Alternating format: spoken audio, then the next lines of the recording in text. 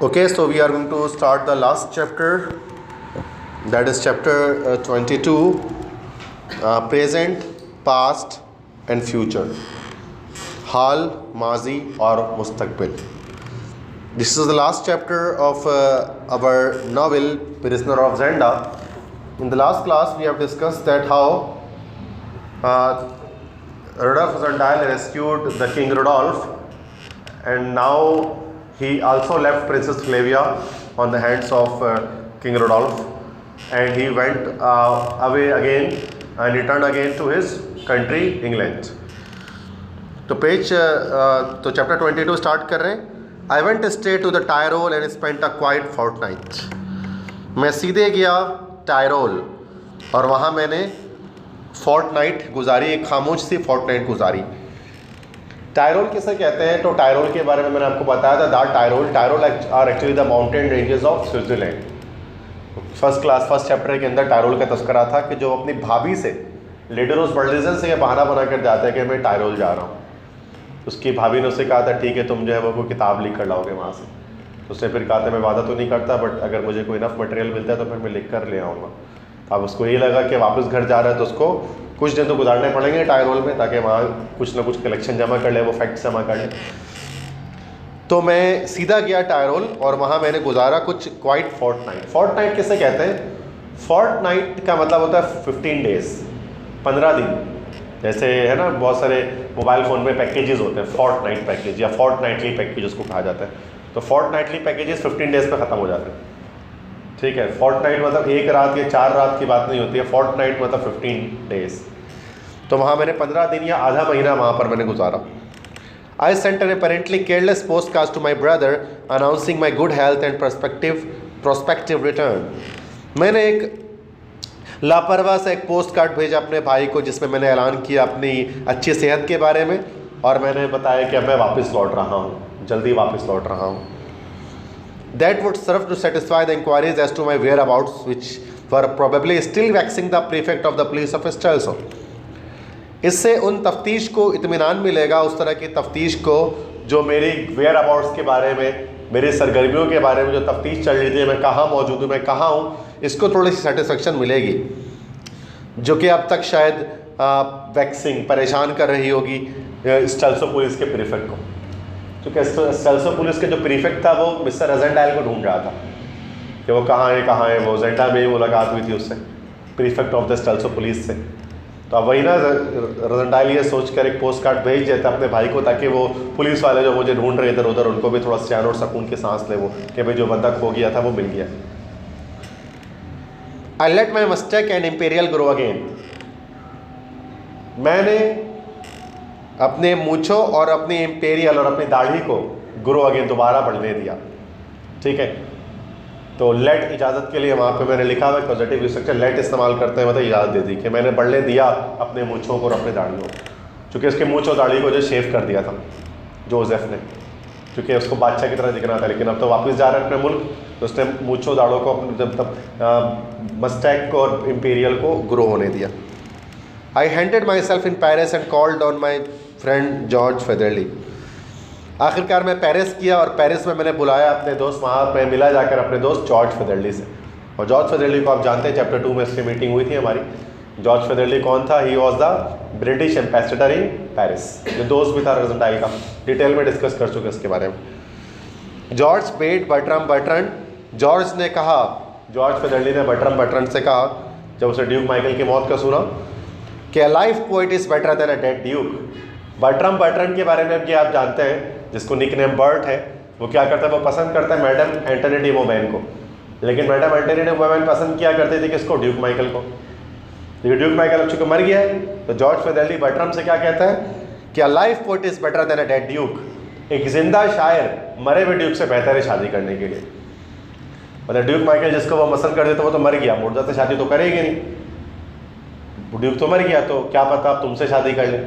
जिंदा शायर चूँकि वो एक शायर है, बर्ट्रम क्रिटिक अखबार के अंदर, तो वही कहता है कि शादी के लिए एक मुर्दे ड्यूक माइकल से अच्छा एक जिंदा शायर है, भले गरीब गुरबा क्यों ना है तो जिंदा ना. मुर्दा से शादी तो हो नहीं सकती किसी भी सूरत में. तो सेठ जॉर्ज ने कहा It's well known that the Princess Flavia is now extremely cold to the king after being most affectionate. ये जानी मानी बात है कि प्रिंसेस फ्लेविया अब बड़ी कोल्ड हो चुकी हैं, मतलब सर्द बहरी उनके जज्बात में आ गई है बादशाह के लिए, जबकि वो बहुत ज़्यादा मोहब्बत रखती थी उनसे पहले। मतलब एक ये न्यूज़ में मतलब ये भी बात पता लगी जॉर्ज फेदरली से उसे कि जो प्रिंसेस फ्लेविया है, अगरचे उनको मोहब्बत हो चुकी थी रजनडाइल से, रजनडाइल के जाने के बाद उनके जज्बात में और सर्द बहरी आ गई थी, एक्सट्रीमली कोल्ड हो चुकी थी वो, उनके जज्बात फिर से जो है मध्यम पड़ चुके थे बादशाह के लिए, क्योंकि बादशाह को तो उससे मोहब्बत कभी भी नहीं थी, उसको तो शादी करनी पड़ेगी, करनी पड़ी कह लो उसको, किससे, बादशाह से, किंग रुडोल्फ से, क्योंकि उसको मोहब्बत और रजनडाइल से थी जो कि चला गया, और उसने ऑनर की वजह से वो वहाँ पर रुक गई। तो last chapter if love were all के अंदर हमने एक चीज़ डिस्कस किया था। At this point I change the subject, इस मौके पर मैंने सब्जेक्ट मौजू तब्दील कर दिया। जब उसने फ्लेविया के बारे में बात करनी शुरू की तो मैंने जो है वो मौजू तब्दील कर दिया, चूँकि वो हर्ट हो रहा था अंदर ही अंदर। I had one more battle left to fight, a battle that would I knew be severe and was bound to end in my complete defeat. एक आखिरी लड़ाई थी, इतनी लड़ाई लड़ने के बाद एक आखिरी लड़ाई थी जो मुझे लड़नी थी, जो लड़नी बाकी थी। एक ऐसी लड़ाई जो मैं जानता था शदीद होगी, और उस लड़ाई में मेरी मुकम्मल हार पक्की है, और वो लड़ाई मुझे लड़नी थी अपनी भाभी से, लेडी रोज बर्लिजन से। जब वो घर जाएगा तो भाभी फटा करेगी, उसमें हार नहीं उसको, ठीक है। Was I not back from the Tyrol without having made any study of its inhabitants, institutions, scenery, fauna, flora और other features। अगर मैं टायरोल से वापस नहीं गया स्टडी करके इनके इनहेबिटेंट्स, इनके बाशिंदों के बारे में, इसके इदारों के बारे में, इसके मनाजिर के बारे में, फ़ौना फ्लोरा मतलब उसके जानवरों या फिर उसके पौधों के बारे में और दूसरे खतोखाल के बारे में, तो यकीनन उसकी लड़ाई मुझसे हो जाती। तो जब उससे मिला, मतलब घर गया, वो अपने घर पे मुलाकात करते हैं अपनी भाभी से, अपने भाई से, तो वो कहती है, but I wanted to tell you about sir Jacob Borrodaile, you know he is got an embassy, at least he will have in a month, and he wrote to say he hope to go with him. क्योंकि 6 महीने में embassy खोलने वाले थे, और अभी 6 महीने मतलब कि लगभग चलो होने वाले, 3 महीने तक वो बादशाह ही रहा था, और 1 महीना आप इसकी मीटिंग का निकाल लो। तो वो चिल्लाकर कहती है, मैं आप तुम्हें बताना चाहती हूँ सर जेकब बोरोडेल के बारे में।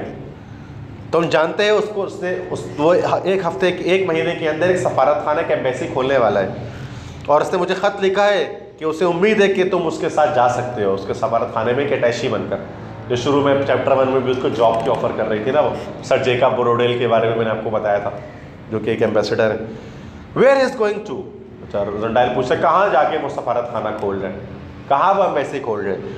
ही is going to succeed lord Topham at Strelsau, said she. वो कहती है उसकी भाभी कि वो लॉर्ड टॉपहम की जगह पर स्टेल्सो में एम्बेसी खोलने वाले जाकर। और स्टेल्सो आप जानते हैं स्टेल्सो क्या है भाई, it is the capital city of Ruritania, और जहाँ पर किसी भी सूरत हाल में ये जान नहीं सकता, कुछ भी हो जाए स्टेल्सो में। और ये स्टेल्सो में ही जो है वो क्या करने वाले, ये एम्बेसी खोलने वाले हैं। चूँकि स्टेल्सो में इससे पहले कौन था ब्रिटिश एम्बेसडर, उसके बारे में हम जानते हैं, ओल्ड लॉर्ड टॉपहम, बूढ़ा लॉर्ड टॉपहम के बारे में मैंने आपको बताया था कि जब कॉरोनेशन डे वाले दिन जो आया भी था, कॉरोनेशन जब ताजपोशी की रस्म हो रही थी, तो वो सलाम करने के लिए आया था रजनडाइल को। तो उसने सोचा था कि इसका और लॉर्ड टॉपहम का घर था ग्रोसवेनर स्क्वायर में लंदन के अंदर, तो रजनडाइल ने सोचा था कि इसके घर पे तो नाचा हूँ मैं कितनी बार, रक्स किया मैंने इसके घर पे, ऐसा नहीं है वो मुझे पहचान ले। बट लकली के जो ओल्ड लॉर्ड टॉपहम था वो as blind as a bat, एक चमगादड़ की तरह अंधा था, तो वो उसके एक्वेंटेंस को, उसकी असलियत को पहचान नहीं पाया। तो वही बूढ़ा चढ़ चुके, बहुत आंखें भी कमज़ोर हो चुकी थी, तो वो रिटायर हो गया, चूँकि उसकी जगह पर सर जेकब बोरोडेल अब स्टेल्सो में जो है वो एक एम्बेसी खोलने वाले थे, और अटैची के तौर पे लेकर जाना चाहते थे रजनडाइल को, जो कि ऐसा आपको पता नामुमकिन है कि ऐसा हो नहीं सकता। अगर ऐसे ही होता तो वो बादशाह के साथ ही नहीं चला जाता जब बादशाह उसको बोल रहा था। तो and I don't think I can do to Strelsau my dear Rose, would it be suitable. Rassendyll कहते हैं मुझे नहीं लगता मुझे स्टेल्सो जाना चाहिए, मेरी प्यारी रोज़, क्या ये बेहतर होगा, क्या ये सूटेबल होगा कि हम जो है वो स्टेल्सो चले जाऊँ मैं। व्हाट डू यू से बॉब, मैंने कहा, मैंने पूछा कि तुम क्या कहते हो बॉब। हम जानते हैं बॉब जो है वो निक नेम है रॉबर्ट बर्लिजन का, जो उसका भाई है। तुम क्या कहते हो Bob. Burlesdon got up, went to a corner of the room and search in a heap of papers. Burlesdon खड़ा हुआ, कमरे के किनारे पर गया और अखबारात के ढेर में से कुछ ढूंढा। Presently he came back with a copy of the illustrated London news. फ़ौरन ही वो वापस आया और उसके पास एक अखबार था, इलस्ट्रेटेड लंदन न्यूज़, जिसमें इलस्ट्रेशंस बनी हुई थी, डायग्राम्स बने हुए थे, तस्वीरें थी। Opening the paper he displayed a double page engraving of the coronation of Rudolf V at Strelsau. वो पुराना अखबार था, जब उसने अखबार खोला तो उसमें एक डबल पेज, 2 पेज पर इंग्रेविंग हुई थी, छपा हुआ था क्या, coronation of Rudolf V at Strelsau, उसकी तस्वीर बनी हुई थी। किंग रुडोल्फ V की कोरोनेशन की फ़ोटो बनी हुई थी कम्प्लीटली। माई आई, अच्छा उसमें यकीन सी बात है, उसमें उसकी फ़ोटो भी थी रजन डायल की, रजन डायल ही था उसके अंदर जो कोरोनेशन हो रही थी, बजाय उसके किंग रुडोल्फ के। My eye travelled from my own portrait to Sapt to Strakencz to the rich robes of cardinal to Black Michael's face to the stately figure of the princess by his side. Long I looked and eagerly. मेरी आँख सफ़र करते हुए कि मेरे अपने portrait से सेप्ट तक, फिर मार्शल स्टेकेंस तक, फिर जो शानदार लिबास पहने हुए कार्डिनल्स को मैंने देखा उस अखबार में, ब्लैक माइकल का चेहरा दिखाई दिया, शहजादी फ्लेविया का सरापा दिखाई दिया, उसके साथ खड़ी थी जो। देर तक मैं देखता ही चला गया उस तस्वीर को। उस तस्वीर की लाइव हमने उसको पढ़ा था कि क्या हुआ था उस दौरान, तो तस्वीर किसी ने खींच ली होगी उस दौरान, तो वो तस्वीर छपी हुई है इलस्ट्रेटेड लंदन न्यूज़। और जो कौन दिखा रहा है, रॉबर्ट दिखा रहा है, बॉब जिसको आप कह रहे हैं। It's a remarkable likeness you see, said I. मैंने कहा देखो, हूबहू मेरी तरह दिखता है ये बंदा, तो सामने दिख रहा है। I really think I had better not go to Ruritania. इसलिए मैं सोचता हूँ मुझे रूरिटानिया नहीं जाना चाहिए, कि उसका बादशाह बिल्कुल मेरा हमशक्ल है, मैं जाऊँगा तो मसला हो जाएगा कि सब मुझे बादशाह समझ लेंगे, इसलिए मैं चाहता हूँ कि मैं रूरिटानिया नहीं जाऊँ। It's just an excuse, she said pettishly. वो कहती है कि ये सिर्फ एक बहाना है। You don't want to do anything, why you might become an ambassador. तुम कुछ करना ही नहीं चाहते ज़िंदगी में, तुम एक सफ़ीर बन सकते हो, तुम वो भी नहीं बनना चाहते, एक एम्बेसडर बन सकते हो तुम। I don't think I want to be an ambassador, said I. मैंने कहा मैं नहीं बनना चाहता ambassador. It's more than you ever will be, she retorted. वो एहतजाज करते हुए कहती है इससे ज़्यादा कभी तुम कुछ बन भी नहीं सकोगे। एम्बेसडर बन रहे हो तुम, वो भी नहीं बनना चाहते, इससे ज़्यादा तुम कभी कुछ नहीं बन सकोगे। The idea of being an ambassador could scarcely dazzle me, I had been a king. और फिर मैं सोचता हूँ कि सफारतकार बनने का ख्याल मुझे चौंका नहीं सकता था, चूँकि मैं 3 महीनों तक मैं एक मुल्क का बादशाह रहा था। मुझे क्या ज़रूरत पड़ी कि मैं एम्बेसडर बन के खुश हो जाऊँगा कि ये बड़ी पोस्ट है, दुनिया की सबसे बड़ी पोस्ट तो मैं लेकर आ चुका हूँ बादशाह की, ये तो छोटी मोटी पोस्ट है सारी मेरे लिए। And we let sir Jacob Borrodaile find another attache. और हमने सर जेकब बोरोडेल को दूसरा अटैची ढूंढने के लिए कह दिया कि आप दूसरा कोई असिस्टेंट अपने साथ ले जाए। लास्ट पेज है, page 132। Shape rises before me in long अरे। मुख्तलिफ शक्लें मेरे सामने उठकर आती हैं एक लंबी कतार में। The wild first travel with the king. पहली मुलाकात बादशाह के साथ, शूटिंग लॉन्च, वो फॉरेस्ट ऑफ जेंडा में मेरे जहन में आता है, वो फ्लैश बैक कर रही है सारी चीज़ें। The rush with my brave tea table. और जो लड़ाई मैंने बहादुराना टी टेबल के साथ की थी, चाय के मेज़ के साथ, समर हाउस इंसिडेंट, वो आप जानते हैं उसके बारे में। द नाइट इन द मोट, वो रात जो मैंने खंदक में गुजारी, खाई में गुजारी, जब वो जेकब स्लेटर का मुताला करने जा रहा था, ठीक है, उसका मुआयना करने जब वो जा रहा था, तब वो रात जब मैंने गुजारी मोट में। The pursuit in the forest, और जो मैंने पीछा किया था, ताकुब किया था फॉरेस्ट में, जंगल में, ये परसूट इन द फॉरेस्ट वो रूपर्ट ऑफ हेंड्जू का पीछा करना जिसको हम कहते हैं। तो वो जो पीछे करते हुए जब वो गया था, उसके बाद वो भाग गया था वहाँ से, रूपर्ट ऑफ हेंड्जू, तो कहते वो भी मेरे जहन में आता है। माई फ्रेंड्स एंड माई फूस, मेरे दोस्त मेरे दुश्मन मेरे जहन में आते हैं। The people who learn to love and honour me, मुझे वो लोग जहन में आते हैं जिन्होंने मुझे, रूरिटानिया के लोग मेरे दिमाग में आते हैं जिन्होंने सीखा था मुझसे मोहब्बत करना, मेरी इज्जत करना। The desperate man who tried to kill me, वो डेस्परेट मैन, वो जोशीला इंसान जो मुझे मारना चाहता था, डिचार्ड, वो मेरे जहन में आता है। डिचार्ड किस तरह से वो अपने रिवेंज और बदला लेना चाहता था, मारना चाहता था रूपर्ट उसको, रजन डायल को। And from amid this their last comes one who है alone of them yet moves on earth. और उन सब के बीच में आखिरकार आती है वो जो दुनिया में अब भी मौजूद हैं, और जो प्रिंसेस फ्लाविया की बात कर रहे हैं, उनके जहन में मेरे बारे में आती है। Where is young Rupert of Hentzau, जवान रूपर्ट हेंड्जू कहाँ गया? रूपर्ट ऑफ हेंड्जू तो गायब हो गया था, मैंने बताया था जंगल में जाके। When his name comes into my head, I feel my hand grip and the blood move quicker through my veins. जब भी उसका नाम मेरे जहन में आता है, मैं अपने हाथे भींच लेता हूँ और मेरा खून मेरे रगों में तेज़ी के साथ दौड़ना शुरू कर देता है। रूपर्ट ऑफ हेंड्जूल का नाम जैसे मेरे जहन में आता है, ठीक है, क्योंकि बहुत ज़्यादा उसने समझ लो ना परेशान तंग जो है रूपर्ट ऑफ हेंड्जूल ने ही किया है प्रेजेंट डायल को। One break comes everywhere in my quiet life. एक ब्रेक कह लो कि एक वक्फा आता है हर साल मेरी खामोश ज़िंदगी में। Then I go to Dresden and there I am met by my dear friend and companion Fritz von Terlingen. फिर मैं जाता हूँ Dresden, the border city between Britannia and Germany. Dresden जाता हूँ और वहाँ मैं मिलता हूँ अपने प्यारे दोस्त और साथी फ्रिट्स वॉन टैलेनेन से, फ्रिट्स से। Last time his pretty wife Helga came and a lusty crowing baby with her. पिछली बार जब वो आया था तो उसकी प्यारी खूबसूरत बीवी हेल्गा भी आई थी और उसको एक सेहतमंद जो है वो एक पुरकशिश एक बेबी भी उनके साथ मौजूद था।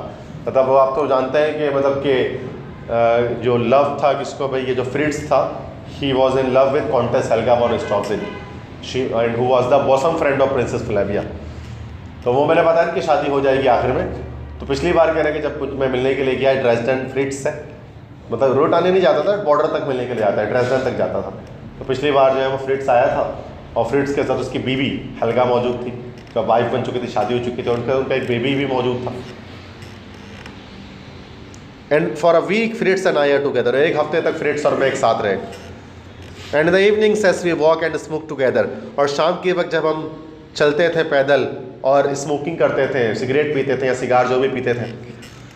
We talk of Sapt and of the king and often of young Rupert, हम बात करते हैं सेप्ट के बारे में, बादशाह के बारे में, और अक्सर यंग रूपर्ट के बारे में भी हम बात करते हैं। And as the hours grow small, और जैसे जैसे वक्त कम होना शुरू हो जाता है, at last we speak of Flavia, आखिरकार हम फ्लेविया के बारे में बात करते हैं कि वो कैसी हैं।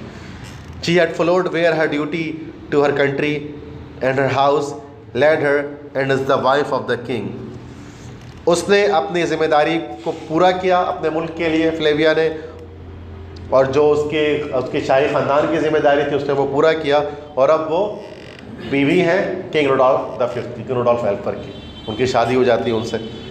आई can thank God that I love the noblest lady in the world, the most gracious and beautiful. मैं खुदा का शुक्र अदा कर सकता हूँ कि मैंने मोहब्बत की दुनिया की सबसे आला तरीन खातून से, जो सबसे बाइज़्ज़त थी और सबसे खूबसूरत थी। तो मेरे खुदा का शुक्र है मुझे ऐसी खातून से मोहब्बत हुई कभी।